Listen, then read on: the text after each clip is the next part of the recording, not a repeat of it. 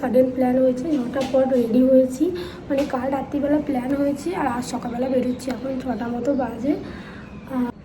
চলো তাহলে যাই, বেরোই। আমার খিদে পেয়ে গেছে জোরে। গঙ্গার জলটা কি পরিষ্কার, ওই যে ব্রিজ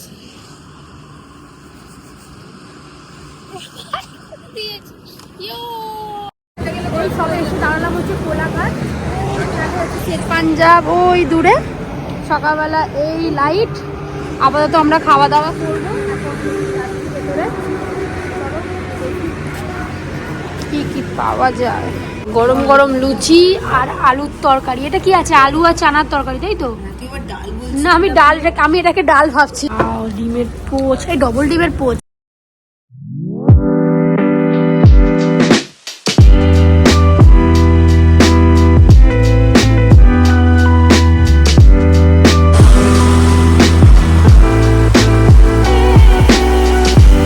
ডাব যতক্ষণ না খেলাম দীঘা আর কি এলাম, তাই না?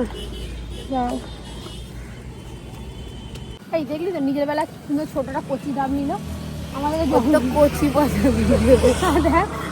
দেখ একটু কচি পছন্দ। দেখ আমার ডাব, ওর ডাবটা দেখ কত হালকা পছন্দ। জলও খাবো, শ্বাসও খাবো। আমাদের জলগুলো মিষ্টি, জলটা কি আলাদা কিছু টেস্ট করা, দেখি তুমি কেমন জল খাচ্ছ।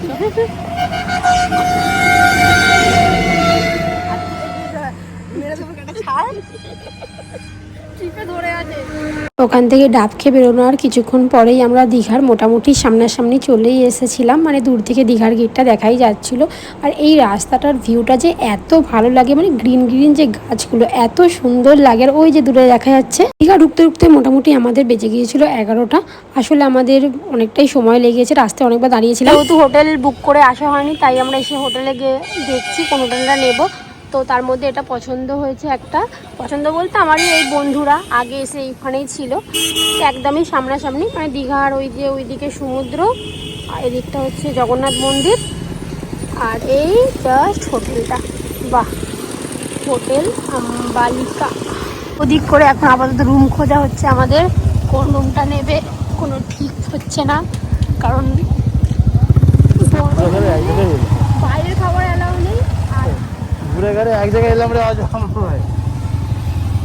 এই রুমগুলো বেশ ভালো, এই রুমগুলো বেশ ভালো হবে। রেস্টুরেন্ট আছে, কিন্তু রেস্টুরেন্ট হলে বাইরের ফুড অ্যালাউ করবে না, তো এরা আবার এই এক জায়গা দেখতে এসছি।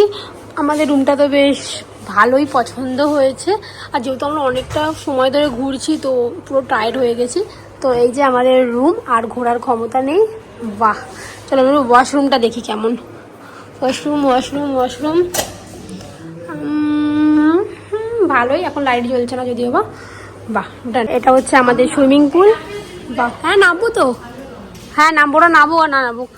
এই যে আমাদের সুইমিং পুল, বেশ দারুণ, মানে গ্রাউন্ডে সুইমিং পুলটা। এবার যাচ্ছি রিসেপশনে কথা বলতে। এই যে আমাদের ব্যাগগুলো এখানে রাখা।